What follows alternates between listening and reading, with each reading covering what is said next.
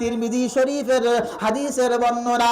আল্লাহ নবী বলেন কাল কিয়ামতের কঠিন ময়দানে মহান আল্লাহ রাব্বুল আলামিনের সামনে থেকে এক কদম পরিমাণও সামনের দিকে যেতে পারবে না, আল্লাহ জান্নাতের দিকে যেতে পারবে না যতক্ষণ না পর্যন্ত 5টা প্রশ্নের জবাব তুমি দিতে পারছো।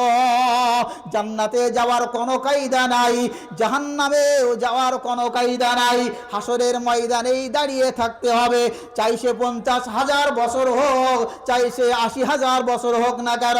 হাসরের ময়দানে আমার নবীর একটা হাদিস আমি অধম গুনাহগার পড়েছিলাম, আমার চোখে একটা হাদিস এসেছিল। আল্লাহ রসুল বলেছেন প্রত্যেকটা মানুষকে আমার আল্লাহ তাআলা 2টা পা রাখার মতো জায়গা আমার আল্লাহ হাসরের ময়দানে দেবে, এর চাইতে বেশি জায়গা আমার আল্লাহ দেবে না। 2টা পা রাখতে পারবেন আপনিও আমিও, এর চাইতে আর বেশি জায়গা আমার আল্লাহ দেবে না। এই 2টা পা রাখবো ওই জায়গায়, যে জায়গাটায় রাখবো না সেই জায়গাটা না তামার চাইতেও গরম হয়ে যাবে, একদম তামার মতো হয়ে যাবে, মাটি পুড়ে তামা হয়ে যাবে, এতটা গরম, এতটা হিট হবে। কোনো জুতার ব্যবস্থা নাই, কোনো পানিরও ব্যবস্থা নাই। হাসরের ময়দানে সূর্যটা মাথার উপরে আসবে। 5টা প্রশ্নের উত্তর দাও তবেই আমার ছায়া পাবা, 5টা প্রশ্নের উত্তর দাও তবেই তুমি জান্নাতে যাবা। যদি উত্তর দিতে না পারো তো মনে রাখতে হবে তোমার মানব জীবনটাই বৃথা। তুমি দুনিয়াতে মানুষ হয়ে একবারই এসেছো আর একবারই সুযোগ পেয়েছো, আর এই সুযোগকে তুমি হাতছাড়া করে দিয়ে তুমি কপালটাকে পুড়িয়ে নিয়ে কবরে এসেছো তার মানে। তাই আল্লাহ রসুল বলছেন এই 5টা প্রশ্নের উত্তর দুনিয়াতে খুঁজে তারপরে নিয়ে এসো। নাম্বার 1 নাম্বার প্রশ্ন, ও আনউমরিহি ফিমা আফনাহু, তোমার গোটা জীবনটা কোন রাস্তায় ব্যয় করেছো ও বান্দা তুমি একটু বলো। 15 বছর বয়সে আপনি সাবালক হলেন, আমিও 15 বছরে সাবালক হলাম। আমি মাদ্রাসায় গেলাম, মাদ্রাসায় 10 বছর পড়লাম। 10 বছর পড়ার পরে আমি আবার মাদ্রাসায় খেদমত করলাম, আবার সেখান থেকে মসজিদে গেলাম, আবার মাদ্রাসায় খেদমত করলাম, আবার মসজিদে 7-8 বছর আসি। আমাকে যদি আমার আল্লাহ প্রশ্ন করে বান্দা ও বান্দা তুমি বলো তোমার যৌবন কালটা কোন রাস্তায় ব্যয় করে, অন্তত আমি তো এটাও বলতে পারবো আমি যেদিন যৌবনে পদার্পণ করি তখন আমি মাদ্রাসায়, আর জীবনের শেষ মুহূর্ত পর্যন্ত তখন আমি তোমার ঘর মসজিদে। জোরে বলুন সুবহানাল্লাহ। আমি তো অন্তত এতটা বলতে পারবো।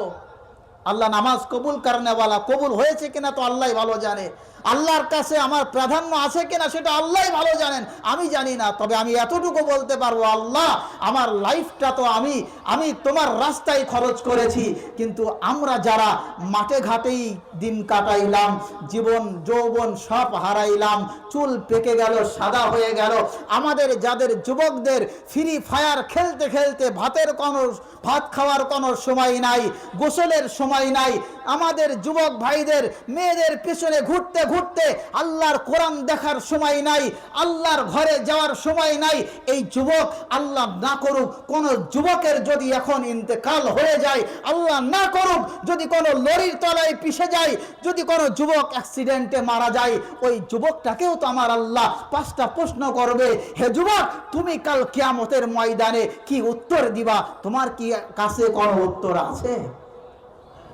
নাই। যদি নাই থাকে, যদি আমাদের উত্তরটা নাই থাকে, তাহলে আমাদের কি করণীয়? আমাদের করণীয় হচ্ছে জীবনটাকে সৎ পথে পরিচালিত করা। 1 নম্বর, গোটা লাইফ কোন রাস্তায় ব্যয়। 2 নম্বর প্রশ্ন, তোমার যৌবনকাল কোন রাস্তায় ব্যয় করেছো? কারণ এই যৌবনকালটা ভেরি ভেরি ইম্পর্টেন্ট। এই যৌবন বয়সে, বুড়ো বয়সে মানুষ তো এমনি সোজা হয়ে যায়, বাড়ি কোনো কাজ থাকে না, খেয়ে দিয়ে কোনো কাজ তো নেই, চুপচাপ বসে কি হবে, যায় আল্লাহর ঘরে যায়, আলহামদুলিল্লাহ ভালো কথা, কোনো কাজ নেই আল্লাহর ঘরে চলে যায়, তার জন্য আসা সহজ, তার তো অগত্য যেতেই হবে। কারণ একটা যুবক, সে একটা কিশোর, সে ভাবতে পারে যে আমাকে আমার সামনে যৌবন আছে, একটা কিশোর ভাবতে পারে, একটা যুবক ভাবতে পারে যে আমার সামনে আমার বিবাহ আছে, তারপর আমি একদিন বাবা হব, আমি একদিন দাদা হব। কিন্তু যে বৃদ্ধ বা বৃদ্ধা হয়ে গেছে তার কি ভাবনা আছে? সে কি চিন্তা করতে পারবে যে আমার আবার যৌবন ফিরে আসবে? সে কি এই চিন্তা করবে যে আমার আবার বিবাহ হবে, আমার আবার বাচ্চা কাচ্চা হবে? না, এসব চিন্তা করবে না। সে একটাই চিন্তা করবে, ওই যে কবর,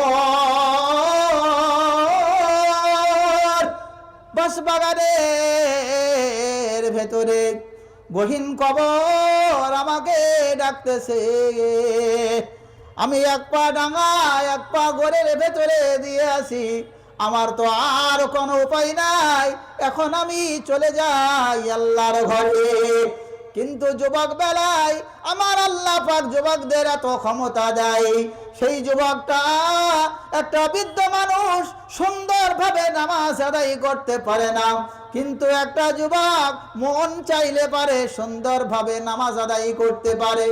অতি বৃদ্ধ মানুষ কানা রোজা রাখতে কষ্ট হয়ে যায়, কিন্তু যুবক রোজা রাখতে কোনো কষ্ট হয় না। তারপরেও যুবক অনেক কেমন আছে, পরীক্ষায় ভালো ফল হবে না বলে রোজা রাখে না।